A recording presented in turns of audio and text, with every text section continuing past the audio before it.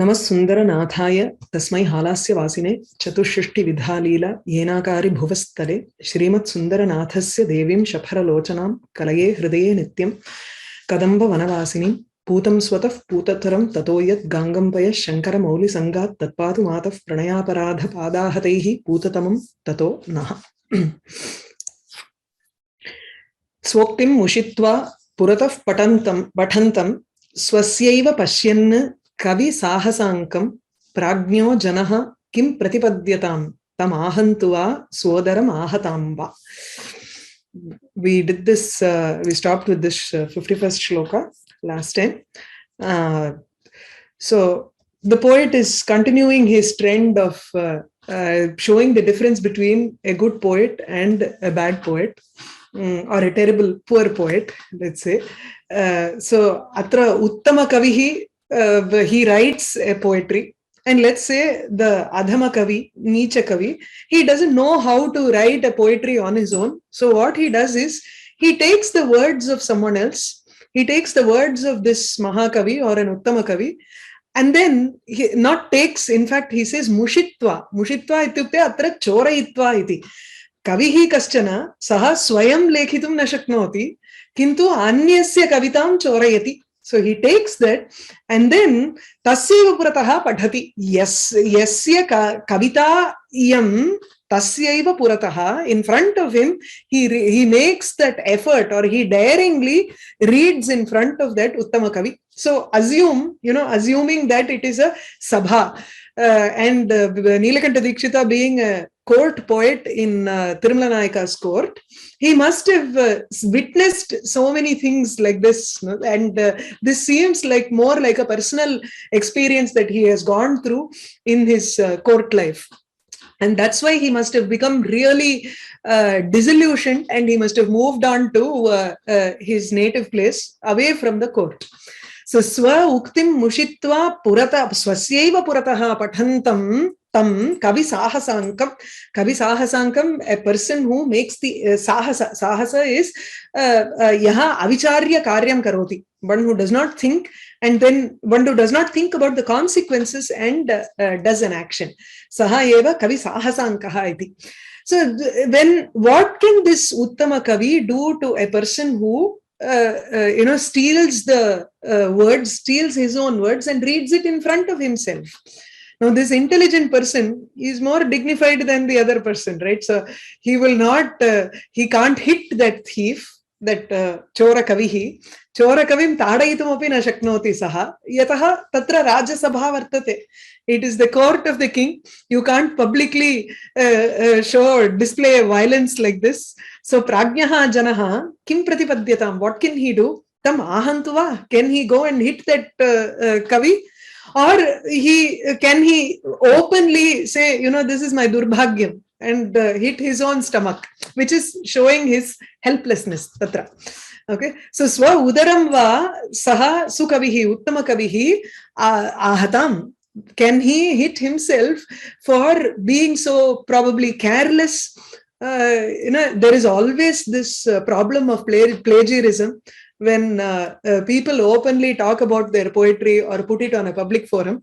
It gets, and if there is no copyright issues to it, people will take it and say that it is there on Shloka, right? So this is that sort of a experience that Nilakanta Dikshita had even in the 16th, 17th century. Swoktim mushitva puratah pathantam swasyaiva pashyanna kavi sahasankam prajno janaha kim pratipadyatam tam ahantu va so udaram ahatam va. The next one, nindantu vacham madhuram kavinam nandantu cha swam girameva murkhaha na adyam swaritya rasayantu jatu na antyam pathantu swapatopi parshve. When you are faced with two types of poetry, so the madhuram, you can either praise it or you can slight it, like you can abuse it. You can say it is a bad poetry. You can point out mistakes in it. So one who is a doshaikadrika can always look at only the mistakes that are present in that poetry and highlight those. Right? So Nindantu Vacham Madhuram Vacham Kavinam Madhuram Vacham Nindantu Swam Girameva Murkhaha Nandantuva. So this is talking about Murkhaha. Murkha here does not literally mean a fool, but more like Kavya Tattvam Ye Na Jananti Tadrisha Murkha Kavayaha Atra Varnitaha. So Murkha is not a literal fool. Now in Niti Shatakam, the first 10 shlokas that Bhartrhari says are devoted to a Murkha. The Murkha there is completely different from the Murkha here. There, the Murkha, the fool there is a person whom you cannot, he follows his own path. You cannot move him away from his path. He is steadfast, he is extremely stubborn, and it is very difficult to talk any sense into him. Atrato tadrisha murkhasya vyavaharahana. Here he is talking about kukavihi.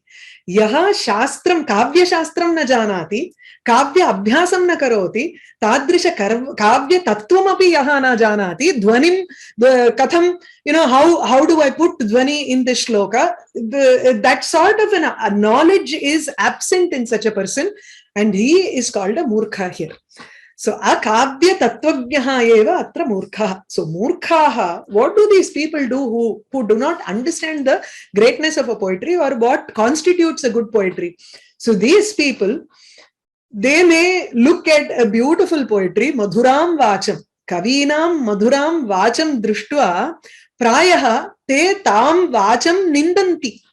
They probably slight those, or abuse, scold those sweet words of good poetry.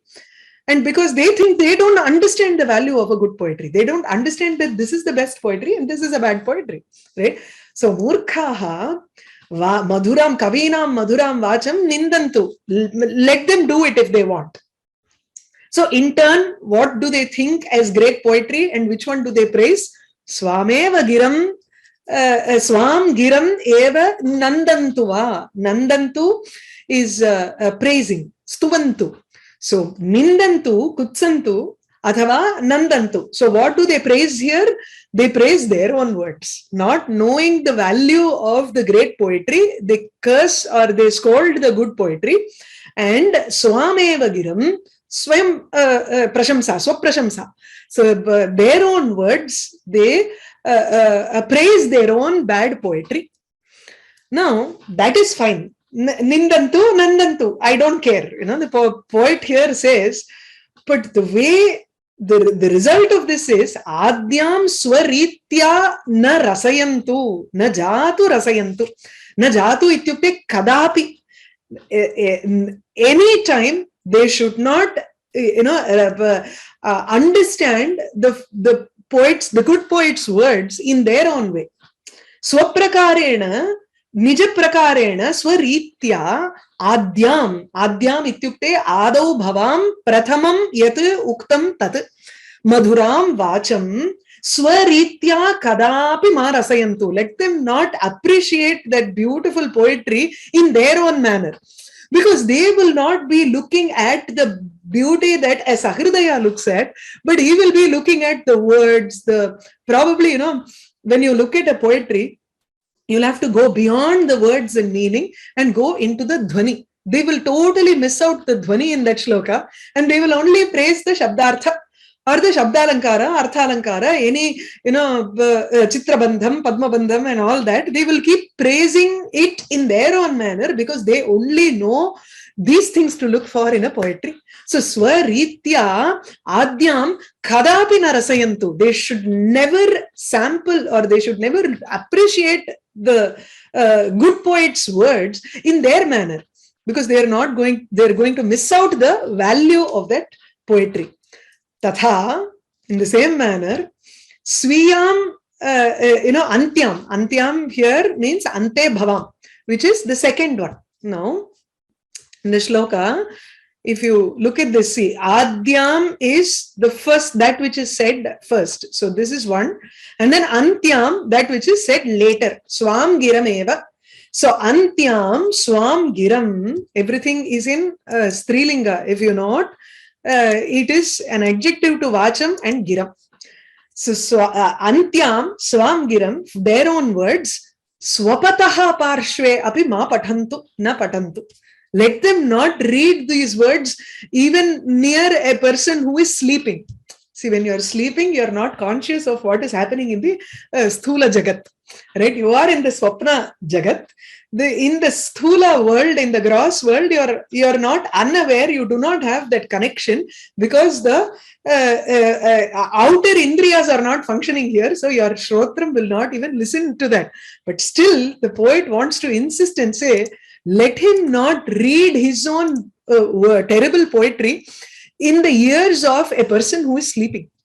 Even if he is sleeping, even though he cannot listen to it, let him not even come in touch with that. Yada kadapi prayaha, when he is reading that poetry, this fellow might wake up and those bad words might, he might be assaulted by it. So he doesn't want to give even that little bit of chance. So Nilakanta Dikshita says, Antyam swam, kutsitam kavitam, स्वपतः पार्श्वे अपि स्वपतः यः शयनं करोति शयानस्यापि पार्श्वे समीपे न पठन्तु न वाचयतु.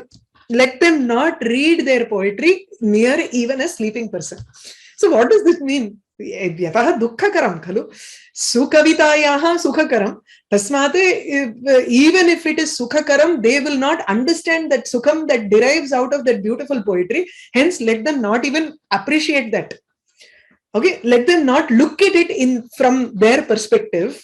And if it is their own poetry, which is not, which does not have any good dhvani, let them not read in front of a sahridaya, even if he is sleeping. Right? Yataha sukavita, see that sahridaya is so used to only appreciating good poetry that this is going to cause a dukkham for him. Right? So that dukkham is something which will never go away. That is an akshaya dukkham. He is going to talk about that part later. Why does he say never read in front of even a sleeping person? Because it is something that is going to stay with him always. So nindantu vacham madhuram kavinam. Kavinam madhuram vacham murkhaha nindantu. They may, they may scold the beautiful, sweet words of poets, or they may even praise their own words. Let them do whatever they want. But Adyam, the sweet words of the poets, good poets, Swaritya ma rasayantu, najatu rasayantu, najatu ityukte kadapi ma rasayantu. Let them not try to appreciate, try to view it in their own terms, and let them not read their own words in front of a Sahridaya who is even sleeping. It doesn't matter. Okay, so these are it's like, a prayer to these people. You may write whatever you want. You may praise your own words. It doesn't matter, but don't come and read it in front of me. So it as a connection to the earlier shloka where the Kukavi reads it in front of the Uttama Kavi himself. Right? He takes those words and then he frames it in his own way and then makes it into a bad poetry and reads it in front of that Uttama Kavi.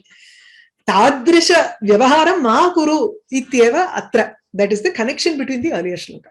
Nindantu vacham madhuram kavinam nandantu cha swam girameva murkhaha na adyam swaritya rasayantu jatu na antyam pathantu swapatopi parshve. Next one. It's a very different upama that he gives here. Himsa example. So himsa pashunam kratu madhya lagna swarge yathaste kshana dukkha hetuhu athava akshaya dukkha hetuhu kinchit shubham pataka madhya lagna. 1 minute. Kinchit shubham pataka madhya lagnam tatha mude syadapi dushkavina. Himsa pashunam kratu madhya lagna. Kratu madhya lagna himsa pashunam. So when a poet writes his poetry, he may use a lot of good words, but sometimes by chance, in one good word might be stuck in between, and that will give great happiness to these poets, right? See, let's say it is a very terrible poet, and he writes a poetry, but then out of some miracle, one beautiful phrase just falls in place in between. The rest are all not so good, and it is filled with faults, yet there is one good word that is stuck in between. Now this good word, shubham kinchit pataka madhya lagnam, patakanam madhye, patakam atra papa madhye, atava you can say in the midst of a lot of dushta shabdanam madhye, lagnam means attached. So you can say here saktam or vidyamanam shubham shobhanam padam kinchit, because it has been placed in a very beautiful manner. One word has caught the attention of this terrible poet, and he has placed a beautiful word in the midst of a lot of dushta padas. Now that becomes a source of great happiness for these dushta kavi. Dushkavinam mude api syat. It could bring a great happiness to these terrible poets who find one good word stuck amongst those faulty words. This is like, he gives a vyadhikarana example. Vyadhikarana is an opposite example. Actually, it is it is, see here what he says is a lot of faulty words and one good word, whereas there a lot of good actions are being done, yet there is one small himsa that happens in between. Kratu madhya lagna pashunam himsa. Kratunam madhye lagna. Kratuhu ityukte yagaha. Yaganam madhye, you have the killing of animals, which is a himsa, which is in the midst of sacrifices, which is filled with a lot of good things. There is one small action, which is a sacrifice of an animal, which happens in that yaga, in that sacrifice, and that gives that always remains in the mind of a good person, because he doesn't want to do this himsa. Pashu himsa to someone who follows ahimsa does not approve or condone of killing of animals, even if it is in the sacrifice. If he has done such a thing, then that killing of that animal, himsa, pashu himsa tu manasi eva tishtati dukkha hetuhu bhavati. It becomes a cause for grief for this person. You can also take it as kshana dukkha hetuhu. If you take it as kshana dukkha hetuhu, even even if it is pashu himsa, it gives sorrow just for a moment, and then he starts thinking about the other good things that are associated with the yagam, and you get apurvam, which in turn becomes a punya, and that punya vishesham gives you swargam. So swarge kshana dukkha hetuhu aste. This pashu himsa becomes a cause for a momentary dukkham, grief, in swarga, when he stays in swargam. So when he stays in swargam, he keeps enjoying every good thing that is there around him because of the sacrifices that he has performed, because of yagams that he has performed. Yet at some point, even in that swargam, he is going to feel one bit of tiny sadness, which is kshana dukkham, and that the hetu for that becomes the pashu himsa that was involved in yaga. If you take it as akshaya dukkha, so there is another reading in another text where you have ya here, then you take it as akshaya dukkha hetuhu.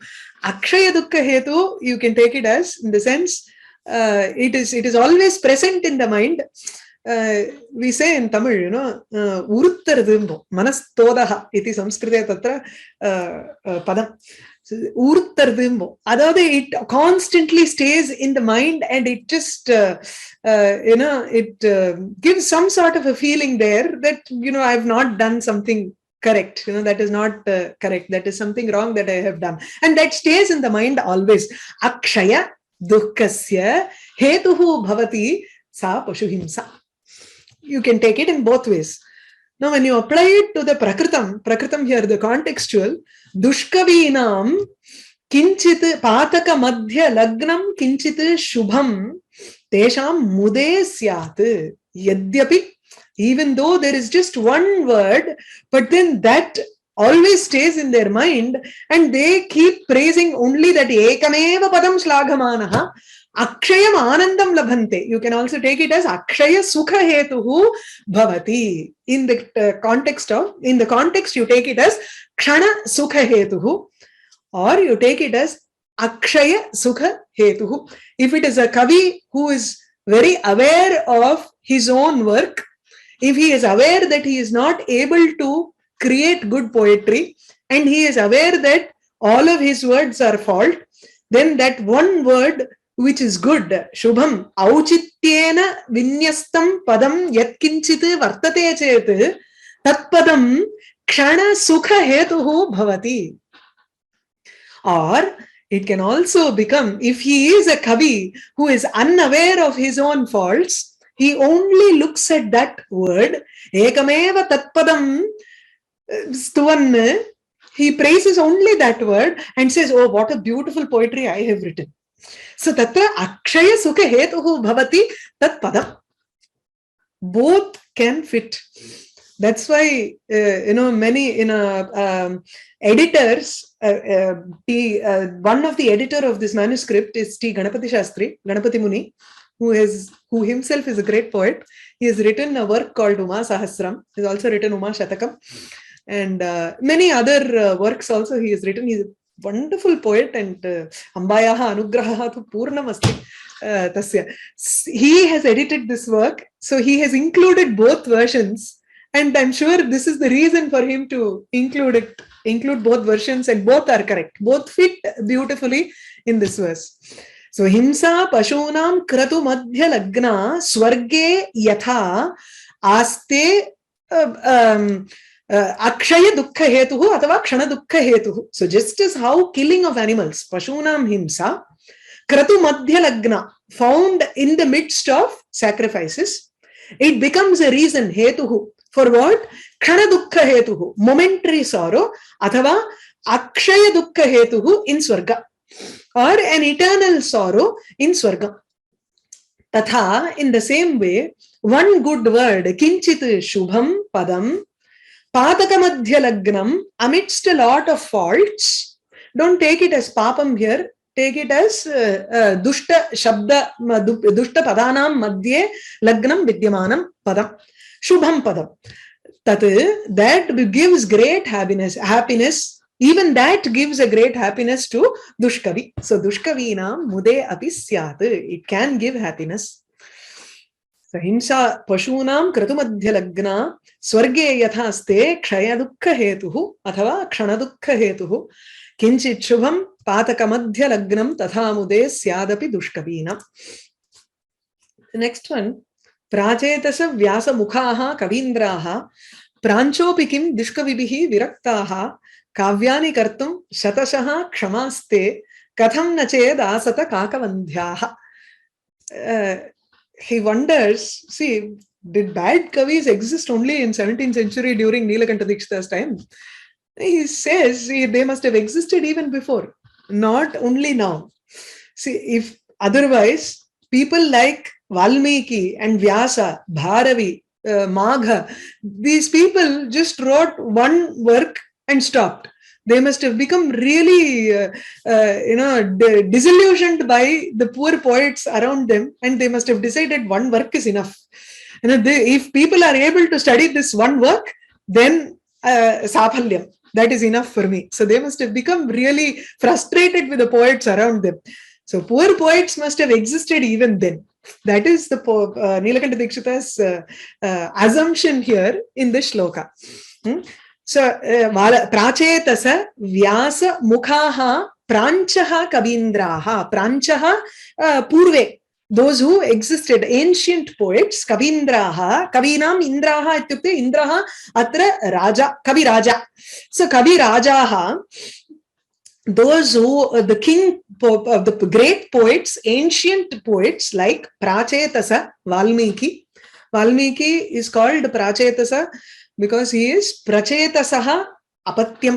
Prachetas is Prachetaha is Varuna, and Valmiki is supposed to be the 10th son of Varuna, and he was kidnapped when he was very young. There is one of the Puranas states the story, and that is why Valmiki is called Prachetasa, a descendant of Varuna or a son of Varuna. Prachetasa Valmiki, who wrote Ramayanam, we know. Vyasa wrote Mahabharatam. You might there might be a question as to Vyasa did not write only one work. He wrote many works. He wrote the 18 Puranas. He wrote Bhagavatam. There are he also so Vyasa is a title. The one who wrote Mahabharatam may not have written the Puranas, may not have done the Vedas, the bifurcation of the Vedas, the splitting of the Vedas. So Vyasa is a title, and in each kalpa you have different Vyasas. So here the poet is indicating Vyasa who has written Mahabharatam alone. The time period of Mahabharata, the language of Mahabharata differs from that of Purana in many places. So there might have been a totally different Vyasa then who wrote the Puranas, and the one who wrote the Mahabharata would have been different. So Prachetasa Valmiki and Vyasa, Pranchaha api Kavindraha, even the great ancient poets like Valmiki and Vyasa, Vyasa Mukhaha ityukte Mukham iti Dwaram athava Pramukha. So Pramukhavu Vyasa Valmikavu Vyasa Valmiki. Vyasa Valmiki Pramukhau, Kavi, they were old, great ancient poets. Kim Dushkavibihi Viraktaha. Viraktaha ityukte Vairagya Yuktaha. Were they completely, disillusioned or dispirited, frustrated by the bad poets. Dushkavibihi Viraktaha Kim. You use the same word in Tamil, virakti adayiradu. You are completely discouraged by what is happening around you. Right? So kavyani shatashaha kavyani kartum kshamaha te Vyasa Valmikadayaha. Adipadena, you can take Bharavi, who has written only one Kiratarjuniyam. Shishupala Vadham was written by Magha, is not written any other work. So there are many such poets and Shastrakaras who have just written one work and have become famous. But they are capable of, if you look at their works, they are capable of writing hundreds of kavyam. Shatashaha kavyani kartum kshamaha samarthaha te katham. Why is it that kakavandyaha nachet katham kakavandyaha asata? They are capable of writing hundreds of poetry. No chet. If not, else. Why have they just been as people? Why are they just staying as people who have produced only one work? Kakavandya, the word Kakavandya here means that it is only accepted in Kavi Samayam. This is not the truth. In the world, if you look at a crow, it can give birth to a lot of kids. But in the Kavi Samaya, we take it as, which is in the world of poetry, we take it as the crow gives birth only once and it does not give birth after that. So Kaka Bandhya here is Apatya Rahita, one who cannot give birth. So Kaka Vandya, if you use the word Kaka in front of that word, then it means Eka Apatyavati iti. Ekameva Apatyam tasya vartate. Only one child. So Kakavati Vandyaha ityukte Ekagrantha Kartaraha. Why are they people who are Ekagrantha Kartaraha? They have only created only one work, even though they are capable of creating hundreds of works. So I am sure even then in that world, that they existed, there must have been a lot of poor poets who must have frustrated them. Tena taihi dushkavibihi kukavibihi viraktaste yadyapi bahushaha kavyani kartum shaknuvanti tathapi tena kritavantaha. They must have not written because they must have been frustrated by these bad poets. It's a case of, he comforting himself. I am not the only one who is facing so many bad poets in this sabha. I am sure everybody must have had their own share. It is not something new that I am facing. See, in this world, whenever we face some difficulty, we always think that I am the only one who is suffering. Everybody else is not suffering. So, Nilakanta Dikshita gives us a beautiful way to look at the world. He says, I'm sure there must have been other people also. Even great people like Valmiki and Vyasa have written only one work. That means they must have been surrounded by bad kavis. Prajetasa Vyasa Mukhaha Kavindraha Pranchopi kim dushkavibihi viraktaha kavyani kartum shatasha kshamaste katham nached asata kakavandhyaha. Next one. Sthulabhihi abhyullikhitani dhibihi sthulani manye kukaver vachamsi katham nached karnaputam praveshtam etani yatnadapi na utsahanti. He looks at it in another different way. Now, these bad, terrible poets, you need a different type of buddhi to understand the greatness of a good poetry. Yataha tatra kavya tattvam yadi jnatavyam kavya tattva jnanaya sukshma dhihi apekshate. In the sense, you need a very subtle buddhi, a buddhi that can recognize subtle things, because rasa or dhvani is something extremely subtle, and it is not easy to comprehend that dhvani. It's very easy to comprehend logic. I'm telling you, when you are going through tarka, you have to train your brain. When you are going through vyakaranam also, you need just training, abhyasaha, 5 times, you don't get it, you go for the 6th time, 7th time, 8th time, at some point or the other, you're going to get it. Whereas, there is not enough abhyasam here, and nobody has pointed out so many things for you to understand that dhvani. They have said, you need a sahridayatvam. Not for vyakaranam or tarkam or any other shastra, you don't need sahridayatvam there. You need a logical frame of mind and abhyasa. A good teacher will tell you all that. For Sahityam, it needs something special there for you to understand. In fact, even Advaitam, I would say, falls into this category, because you need that something different to understand that. Right? So sthula, you can't make do with sthula buddhi. Sthula buddhi is that which can only recognize gross elements, that which are bulky things. For understanding something that is very subtle, you need your brain also to be extremely subtle. So he's here. The Kavi says, is again doing an utreksha here, and says probably these ku kavehe buddhihi ati sthula vartate tasmat karanat te sthulani vachamsi likhanti vakyani likhanti. The words that they write are also big and bulky. It is not something which is very subtle expression, which just enters very easily into the ear. Now the ear, Shravana Margaha, the path to the ear is not big, right? It's a very tiny path that you have inside the ear. Sthula drishtya yadi pashyamaha, tatra, you can't have big stones entering into the ear. Sound can enter because it is in the form of waves. It is subtle. You cannot see it. Anything that you can see, then it has a very difficult path into the ear and into the mind. Okay. So here he says, these words that the bad poet, the terrible poet has written must be really big, because they use their big brains to write those poetry. Sthulabhihi dhibihi, sthulam ityukte brihat parimanam athava sthula vishayameva grandhati tadrisha buddhihi.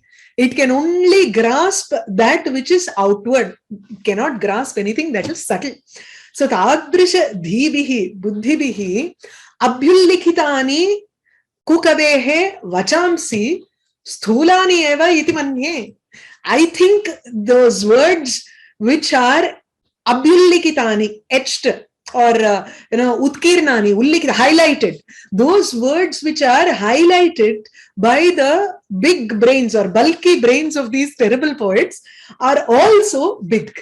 Or it is only sthula vishayamatra, sthula vishayam eva prakatayanti, natu sukshma vishayam, dhvani vishayam, rasa vishayam va na prakatayanti. Iti manye. No chet, na chet, otherwise, else. Katham karnaputam praveshtum yatnat api etani na utsahante. These words are not making an effort to enter. Na utsahante, praveshtum na utsahante. They are not making an effort to enter, even with great effort. Yatnadapi te antaha na gachanti. Karnaputam praveshtum na utsahante. Because it's very difficult to put anything big inside the ear. It has to be subtle. See, he plays beautifully with the words of sthula and sukshma here to mean a big, both a physical item and a concept. If it is a subtle concept, it needs a subtle brain to express it and a subtle brain to understand it. So if we can understand subtle concepts, then we can understand that the bad poetry is filled with gross elements and they don't have any subtlety in them. Sthulabihi dhibihi abhyullikitani kukabehe vachamsi sthulani iti manye. Manye, I think the words vachamsi of a bad poet, of a terrible poet, kukabehe vachamsi, and kidrishani vachamsi, sthulabihi dhibihi abhyullikitani. Those words that have been abhyullikitani, highlighted by the big brains of these terrible poets, sthula, or those brains which can only grasp the gross items and not subtle items like rasa. Iti manye, they are also, the words are also sthulani, pivarani, pinani, nachet. Katham etani. Etani is these kukavi rachitani vakyani karnaputam shravanamargam praveshtum api na udyuktaha na utsahante. They do not make an effort, which means you can't even try to put them. Even with the effort, you can't push it in. If it is a sahridaya, they don't even want to listen to those words. Stulabhir abhyullikitani dhibihi stulani manye kukaver vachamsi. Tathanachet karnaputam praveshtum etani yatnat api na utsahante. Two alankaras here. One is utpreksha, because it's the words are themselves big and they cannot enter the ear. That part of vachasam sthulatvam tu atra utprekshitam, guna utpreksha. And then another thing is, words normally can enter the ear. It is a natural thing that happens. But here he says, karna putam praveshtum api na shaknumanti ityukte. He gives a reason saying they are sthula, they are big. Hence, and that samarthanam, words normally can enter. But if you say that the words cannot enter, tarhi tatra samarthanam apekshitam. It needs a justification. That words cannot enter. Why can't the words enter? Because it is thulam, because it is really devoid of any subtle elements, and sahridayasya buddhihi tu sukshma tattvameva apekshate natu sthula tattvam. You can take it as a justification and kavyalinga alankara. Okay, so we'll move on to the next one. Vacham hataha yadyapite tathapi na mukata dushkavita eva doshaha. Adya yadekasya vishada hetuhu pranoparodhaya para bahuna. He gives a difference between mukata. Mukata is speechlessness, speech impaired, right? So mukata, someone who cannot speak, and dushkavita, bad poetry. No, both are similar in a lot of ways, but they are also different in certain ways. So te mukata dushkavita iti ubhe te, both of these, mukatva dushkavite, both of these, yadyapi vacham hataha. Hataha, hanti hataha gnanti. It is a dual prathama purusha. Okay, so hataha ityukte nashayanti. Vacham nashayataha, sorry, vacham nashayataha in dual. So yadyapi te ubhe mukata and dushkavita, which is speechlessness and terrible poetry, both of them destroy speech. Now, how is it? If someone cannot speak, it means there is no speech inside that person. There might be speech, subtle speech inside him, but he is not able to bring it out in the form of words. So the outwardly expression is destroyed. Okay, it is not present in him. So vacham hanti, he does not express himself. Here you do not take it as literally destroying speech. A person who cannot speak, you say his expression is lost. So vacham hanti ityukte atra giram gihi lupta bhavati. Adarshana. Actually, nasha dhatu, adarshane nasha dhatu. When you cannot see it, when you cannot perceive it, you know that a person who cannot speak has a lot of words in him, but it is not it is imperceptible to the other person. They cannot see it. Right? So that is why you take it as vacham hanti ityukte tatra vacham drashtum na shaknuvanti athava vacham anubhavitum na shaknuvanti. Mukata yadi kasyachit asti chet.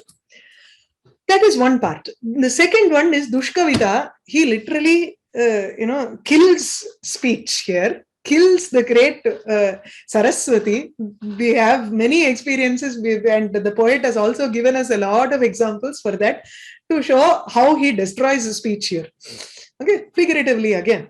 So, vacham hanti. Dushkavita api vacham hanti. Mukata api vacham hanti. Tasmat te ubhe vacham hataha nashayataha. Yadyapi te vacham hataha. Tathapi, even then, mukata na doshaha. It is not a fault. Not being able to speak is not a fault here. Whereas dushkavita doshaya. Dushkavita eva doshaha. It is only kupadyam, a bad poetry or a terrible poetry is alone faulty, whereas being speech impaired is not a fault. Right? He gives the reasoning in the second line. Katham ityukte yat yasmat karanat adya prathamam. So here prathamam mukata. So mukata becomes one, and then dushkavita is your para, which is the second one.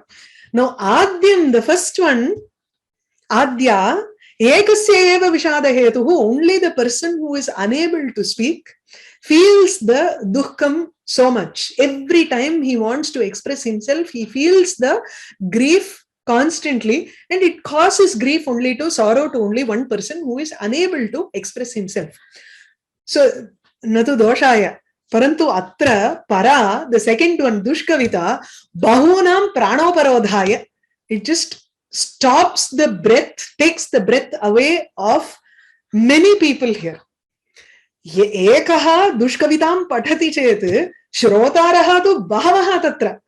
So many people are listening to it, and they feel as if they are going to die because of this bad poetry. Prana uparodhaha ityukte pratibandhaha. It seems as if their very life has been taken away and it is gone. Pranoparodhaya. Typical, I feel, because he is a Tamil poet, and I also know my mother tongue is Tamil, I feel a lot of these expressions are very typical of Tamil. We say prana uparodhaha is prana na vaangaram pesi kolra. You say these expressions are very typical in our languages, local languages. Right? So prana uparodhaya, it is prana pratibandhaya vartate. It stops the breath, or it just kills the many people here, not just one person. Mukata, being speech impaired, is only the cause of grief. Vishada hetuhu, vishadaha dukkam. Vishada hetuhu, ekasyeva vishada hetuhu. Yasya vakshaktihi nasti, tasya vakshakti rahitasyeva dukkam dadati. Kintu para, dvitiya, dushkavitatu, bahunam, anekesham shrotrinam api, prana uparodhaya bhavati, pranameva pratibadhnati. Just stops the breath, or it just kills the life in a person when they keep hearing bad poetry. Right? That spark is lost for them. So vacham hato yadyapi te tathapi na mukata dushkavita eva doshaha adya yadekasya vishada hetuhu pranoparodhaya para bahuna. The next one is vacham vipanjiviva vadayanti karnamritena dhvanina kavindraha murkhaha. Okay, I will come to that later. I will answer the question later. Okay, vacham vipanchimiva vadayanti karnamritena dhvanina kavindraha murkhaha swamedha musala praharaihi vinashayantyeva vicheshtamanaha. Those kavindraha, here again he gives a difference between uttama kavi and adhama kavi. Murkhaha, kavihi ityapi vaktum na, he doesn't want to even mention them as kavi from now on. He keeps calling them as murkhaha. Right? So kavindraha, let's first look at great poets. Mahakavayaha kim kurvanti, vacham, their words, they use their words, or they play their words like a beautiful veena. Vipanchimiva vadayanti, vadayanti dhvanim kurvanti. They use words and they actually input dhvani in it, karnamritena dhvanina, with dhvani which is very sweet to the ears, which is like nectar to the ears. Karna amritena dhvanina kavindraha vipanchimiva, vipanchi veena, veenamiva vacham vadayanti. It seems when they speak that good poetry, it seems as if they are playing a music. It's like music to the ears, they say. Right? So good poetry is like music to the ears. It seems as if they are playing a veena there with the words. Now again, that dhvani, he plays on the word dhvani here. Veena dhvanihi yata karnasya krite amritamiva vartate tatha kavindranam mahakavinam vagapi karnamritam vartate dhvani yuktena. So because there is dhvani present in the words of the great poets, that dhvani makes these words into music. And the music also has a very beautiful sound, and hence it enters it is like nectar to the ears. So kavindraha, great poets, they play vadayanti like a veena. They play the speech, or they use the speech. Vacham vipanchimiva vadayanti. They play it like a veena, using sound or using dhvanina, which is karnamritena, which is like nectar to the ears. Whereas on the contrary, murkhaha kim kurvanti vicheshtamanaha itastataha kimapi te kurvanti itaha padam anayanti tatra they sthapayanti, they take some words from here, they use some meaning, they then put it in some places or the other in the poetry, and they say, okay, this is the poetry. But then what they are actually doing is, their buddhi is not like veena, but it is like musala. Musala is a this Walakkambo, Tamil. Pestle, mortar and pestle. You might have seen a small this thing that you use in the kitchen, or there are also bigger things where you use a great big staff, which is yashti vartate, lohamayaha saha. It is made of iron at the end, and it will have a handle made of wood. It is called a pestle, right? So tam musalamiva vartate, musalaha iva vartate tesham medha buddhi. So swa medha musala praharaihi tadanaihi. They use their brain like this stick, and they keep hitting people, praharaihi, and they destroy the very speech that they use. So vacham vinashayanti eva. So these people use those words. The great poets use those words in a beautiful manner, and they play music for people. Whereas murkhaha, fools, they use their brain, which is like that mortar, that pestle, and they hit people with words, and hence they also destroy the speech. Vinashayanti eva. Vicheshtamanaha. The way you take vicheshtamanaha, itastataha yatkimapi kurvanti. Tataha cheshtam kurvanaha te svesham buddhim medhameva musalarupena upayujya shabdaihi tadayanti. They use words to hit people. That is, it is so harsh. The words are extremely harsh and difficult to the ears. It is like being hit by rocks or being hit by and the valaka. So vacham vipanchimiva. There are about 3-4 alankaras in this shloka. This alone, we need to spend a few minutes for this shloka for understanding the alankaras in this. It's a very beautiful shloka. So if you take the first part, vacham vipanchimiva, that is a very simple part. You know that it is upama alankaram. When you look at the word dhvani, now what is the samana dharma? When you look at upama alankara, you have an upamanam and an upameya. Upameya here is vak, upamanam is vipanchi. So you are saying that words are like veena.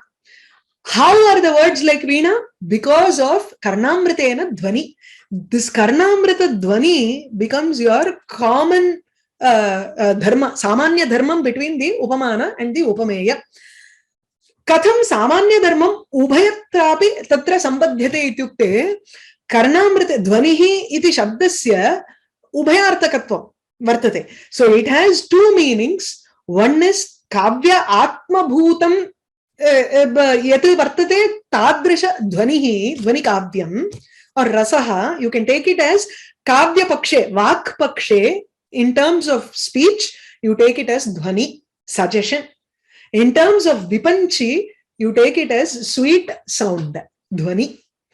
So the word dhvani itself has two meanings.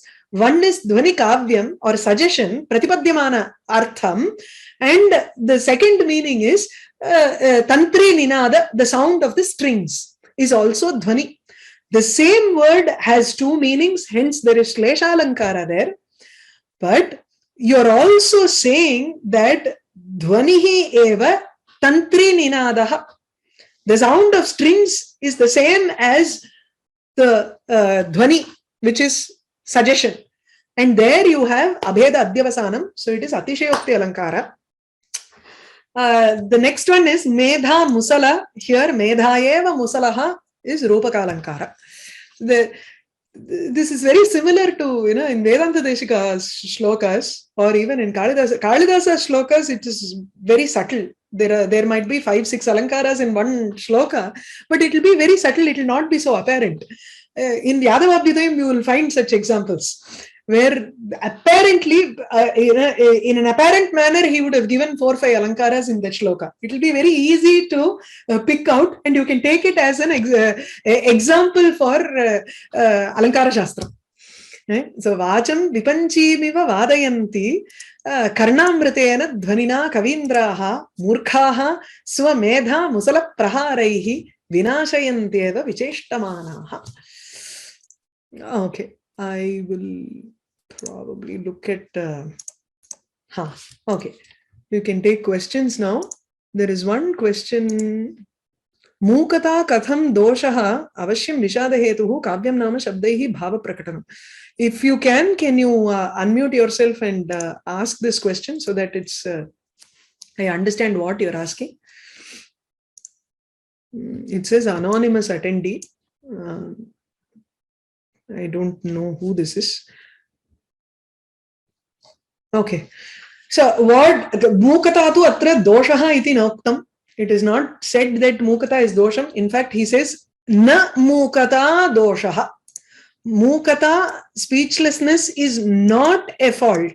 It is only a reason for grief, and only for one person. Ekasya yasya vakshaktihi nasti tasyaiva vishada hetuhu dukkha hetuhu bhavati kintu doshaya na vidyate iti uktameva atra. So that is, I don't know where you got this thing that mukata katham doshaha iti.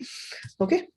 So I don't understand the second part of the question. If you can, please unmute yourself and ask, or you can raise your hand and I can unmute yourself. Yeah. Any other questions? Okay. Yes, Madhya. Namaste, ma'am. It's not Namaste. doubt. See that don't read the Dushkavida in front of a sleeping person. That is there, no? So, so it means like even on the those who are sleeping, don't read it. What about if they are awake? They will really die. Definitely not. Kimo. That is an Arthapati Alankara there. Oh, very nice. Thank you, thank you. That is correct. Tarihi Jagrataha Parshve Kim Vaktavyam. Iti. Oh, right. Yes. Beautiful. Yes. Yeah. Then in that, what is that? A good word among many bad words in the Dushkavi, he enjoys it, no? For that, he is saying the other person, like the Yatnya Pashu, that belly, that is the bad thing among the other good activities of the Yatnya. Yes. Instead of that, if he had said, for a Sattvavi, even one bad word among all other good ones gives Akshaya Dukkham for a Sattvavi. It will be torturing him, no? Like, oh, a bad word. True, that is what you understand from the shloka. So that is that you understand that from the shloka, but there is also this question that, you know, eko hi dosho gunasannipate nimajjati indoho kiraneshu iva ankaha doshaha asti chedapi tatra it just becomes dissolved among good this thing. It doesn't. That is true, but the true kavi will feel that torture, that pain. I should change it. You know, he will always keep feeling it. That is true. That is understood from this. But the poet's intention here is to highlight the Dushkavi. Yeah, I know. Yeah. And the last is that the Musala Prahare, he like the Dushkavi's last verse, I think. So I remember that one Shabda Alangara, Acha Swacha Kachaba, that is in one Mandaginya or something. No, that is like a Prahara only, no? When you say yes. Yeah. There is no great dhvani in it. The Ganga Stuti in that shloka itself is lost because of the Swachandochala Acha Kacha Kohara. That is like a Musala Prahara only. That's correct. Yes. That is what he is trying to say here. Yeah. Very true. There is one question before I will. 1 minute. Okay. There's one question here. Someone wanted me to repeat this. What is this?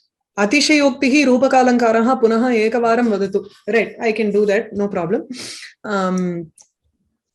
So in this, if you see, rupakam is very simple. Rupakam is medha eva musalaha iti. There is an aropaha there. That is Rupakalankara. Atishayokti is Nigirya Adhyavasanam. You completely swallow the Prakritam. There is only one exists here. Dhvanihi iti ekameva padam atra vidyate iti karanat tatra adhyavasanam total one is completely lost. For example, let's say you look at a person who is walking and he is walking very majestically. You don't say Purusha Simhaha agacchati, kintu Simhaha agacchati. Iti yadi vadamaha, tatra Purushaha iti sthane Simhaha ityeva uchyate. Tatra Purushaha tu sampurnam, he is completely gone there. That word is totally absent and you're using only the upamanam, which is Simha. That is Adhyavasana. Only one word is used. Here also, dhvani alone is used. You don't say ninadaha and dhvani. It so happens that in this particular shloka, the word dhvani has two meanings and it can mean both. If he had mentioned karnamritena dhvanina and karnamritena ninadena, then you have two words there and there is an rupakam.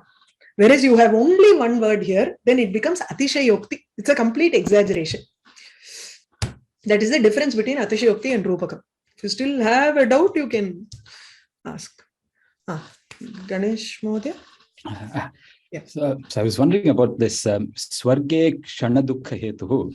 So the Swarge, that padam is Right. So this person who has performed the yaga has gone to Swarga, and even Yes. there he is experiencing this dukkha for having committed this violence. So an analogy must be the Dushkavi is leading a miserable existence, and in the middle he has this brief glimpse of happiness for having found something. More than that, I would say, so if it is a Dushkavi who is extremely aware of his faults, then yes, he has a momentary happiness because of the use of that one word. Just as how in contrary, you find a person who is enjoying the greatness of Swarga, he has a momentary dukkha. Or if the Dushkavi is completely unaware, he will not look at the faulty words. He will only look at that one beautiful word and feel happiness.